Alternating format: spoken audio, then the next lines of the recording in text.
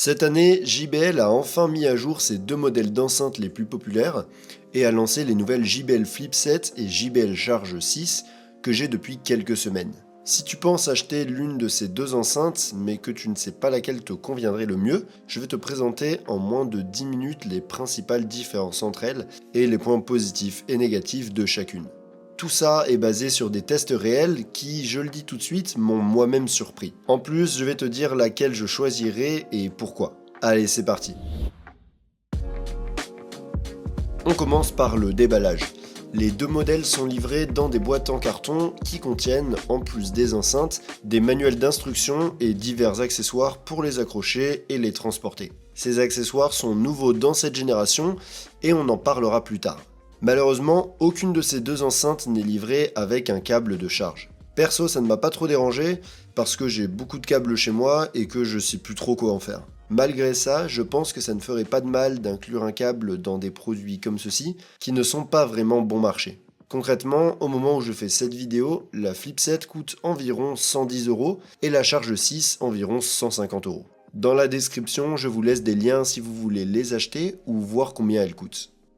La Flip 7 et la Charge 6 gardent le design qui fait le succès des enceintes JBL depuis des années. Elles sont recouvertes d'un tissu résistant aux rayures et ont des renforts en caoutchouc sur les côtés. Elles peuvent toutes les deux supporter des chutes d'1 mètre de haut sur un sol en béton et elles sont certifiées IP68, ce qui veut dire qu'elles sont complètement résistantes à la poussière et qu'on peut les plonger dans l'eau. La principale différence entre ces deux modèles, c'est clairement leur taille et leur poids. La Charge 6 est la plus grande et la plus lourde, avec un poids de 1,37 kg, tandis que la Flip 7 est plus petite et plus légère, avec un poids de 0,82 kg. Comme vous pouvez le constater, les différences de taille et de poids ne sont pas énormes, et les deux enceintes sont suffisamment petites et légères pour être emportées partout et se glisser dans n'importe quel sac à dos ou grand sac à main. Malgré ça, il est clair que la Flip 7 est la plus portable des deux, car elle peut aussi se glisser dans des sacoches, des petits sacs à main ou même dans la poche d'un manteau.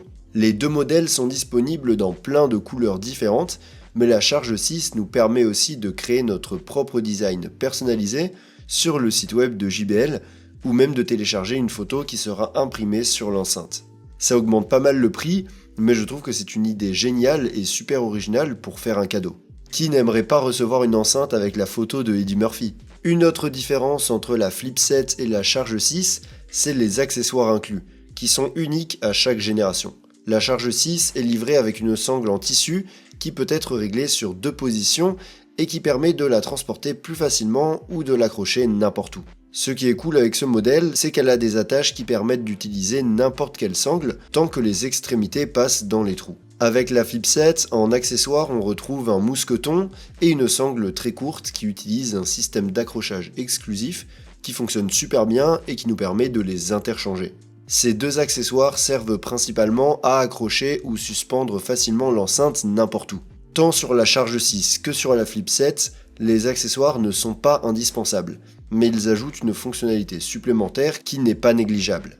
Bien sûr, tant qu'ils sont gratuits et inclus, on ne va pas s'en plaindre. Pour les contrôler, les deux enceintes ont le même système de boutons physiques sur le dessus qui nous permettent de régler le volume, de mettre en pause ou de reprendre la musique, de les allumer et de les éteindre, d'activer le mode d'appairage ou d'activer le mode Auracast pour les connecter à d'autres enceintes compatibles. Les trois boutons du haut sont rétroéclairés et les enceintes ont aussi une LED blanche qui nous permet de voir le niveau de batterie restant et d'autres infos comme l'état de la connexion en fonction de la façon dont elles clignotent. La Charge 6 et la Flip 7 utilisent toutes les deux le Bluetooth 5.4 pour se connecter sans fil à n'importe quel appareil et elles prennent en charge les codecs SBC et AAC. On peut aussi les brancher avec un câble USB Type C pour avoir un son haute résolution dont on parlera dans la partie sur le son. Aucune des deux n'a de connexion multipoint, donc on peut seulement les connecter à un appareil à la fois, mais les deux peuvent être appairés à un autre haut-parleur identique pour avoir un son stéréo. Elles ont aussi la connectivité Auracast qui nous permet de les appairer avec d'autres enceintes JBL compatibles pour créer une sorte de système audio. J'ai essayé en appairant la Flip 7 et la Charge 6 et ça marche super bien. Je pense que ça peut être super pratique pour organiser une grosse fête si tu connais d'autres personnes qui ont des enceintes JBL. Perso, j'ai pas d'amis, donc je peux pas te donner mon avis là-dessus, mais si t'aimes les critiques honnêtes sur les produits audio, tu peux liker cette vidéo et t'abonner à la chaîne, ça m'aide beaucoup. La Flip 7 et la Charge 6 utilisent la même appli qui s'appelle JBL Portable. Depuis cette appli, on peut voir le niveau de batterie restant dans l'enceinte, régler l'égaliseur, connecter plusieurs enceintes, activer le mode Playtime Boost dont on parlera plus tard, et accéder à d'autres réglages. Cette appli est super simple et les enceintes peuvent être utilisées sans elle, mais elle marche bien et je te conseille de la télécharger au moins pour mettre à jour le logiciel. La batterie est l'une des choses qui différencie le plus ces enceintes. La Flip 7 a une autonomie maximale de 14 heures qui peut aller jusqu'à 16 heures avec le mode Playtime Boost. Ce mode réduit les basses et optimise le traitement audio pour économiser un peu d'énergie sans trop perdre en qualité ou en puissance sonore. De son côté, la Charge 6 a une autonomie bien plus longue, jusqu'à 24 heures et 28 heures avec le mode Playtime Boost. Il faut garder à l'esprit que ces autonomies sont maximales et qu'elles seront bien moindres en utilisation réelle, surtout si on écoute à un volume élevé. Les deux enceintes se chargent complètement en 3 heures environ avec le câble USB Type C, mais la Charge 6 a aussi une charge rapide qui nous donne jusqu'à 3 heures d'utilisation avec 10 minutes de charge et qui peut être utilisée comme batterie externe pour charger n'importe quel appareil. Donc, en ce qui concerne la batterie, la Charge 6 est clairement au top.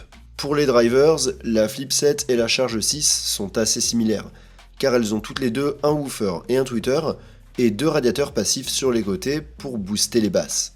Comme tu peux l'imaginer, la principale différence réside dans leur puissance. La Charge 6 peut produire un total de 45 watts, 30 avec le woofer et 15 avec le tweeter, tandis que la Flip 7 peut produire 35 watts, 25 avec le woofer et 10 avec le tweeter. Ce qui m'a vraiment surpris, c'est que la Flip 7 atteint un volume max super proche de celle de la Charge 6. J'ai fait plusieurs tests avec un décibelmètre et différentes chansons, et dans la plupart des cas, la charge l'emporte de peu, mais dans certains cas, la Flip atteint un volume plus élevé, ce qui est assez rare. Je précise que j'ai un budget limité et que les tests que je fais ne sont pas scientifiques, mais en tout cas, voilà les résultats que j'ai obtenus. Les deux modèles ont un super son, avec des basses marquées, des médiums clairs et des aigus nets, mais la principale différence entre les deux, c'est que la Charge 6 a beaucoup plus de corps et des basses plus percutantes, ce qui est logique vu qu'elle est plus grosse. Les deux enceintes ont une technologie appelée EA Sound Boost qui analyse et optimise le son en temps réel pour réduire la distorsion, même à des volumes élevés. C'est assez perceptible et ça marche super bien, surtout avec la Charge 6, car on peut monter le volume à fond et l'enceinte continue de faire du bon son. C'est aussi perceptible sur la Flip 7, mais quand on passe au-dessus de 60 ou 70% du volume, on commence à remarquer une certaine distorsion, même si elle n'est pas trop importante et que le son reste plus que correct. Dans l'ensemble, la Flip 7 est étonnamment plus performante pour sa petite taille, au point que l'on a presque l'impression que c'est de la magie qu'un son aussi puissant puisse sortir d'un appareil aussi petit. Mais même comme ça, si on veut un haut-parleur puissant pour écouter à volume fort, la Charge 6 est clairement le meilleur choix des deux.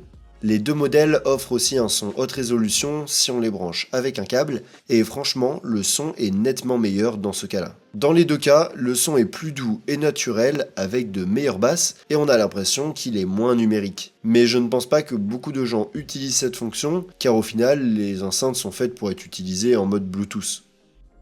Pour finir, j'aimerais vous dire que j'ai toujours été un grand fan de la gamme Charge, parce que ce sont des enceintes pas trop grosses ni trop lourdes, mais qui offrent un son clair, puissant et riche. En plus, si on compare la Charge 6 à la Flip 7, on a une meilleure batterie, une recharge rapide et une fonction batterie portable. C'est pourquoi la Charge 6 est le modèle que j'achèterai personnellement. Tout simplement parce qu'il me semble suffisamment portable pour l'usage que j'en fais, qu'il offre un son légèrement meilleur et qu'il dispose de quelques fonctions supplémentaires que je trouve très utiles. D'un autre côté, la Flip 7 est pratiquement identique à tous les égards, mais elle est moins chère, plus petite et plus légère, et offre un son surprenant pour sa taille. Donc si tu recherches un modèle plus portable sans perdre beaucoup en qualité et en puissance sonore, ou si tu veux simplement dépenser un peu moins, ça peut être aussi un très bon choix.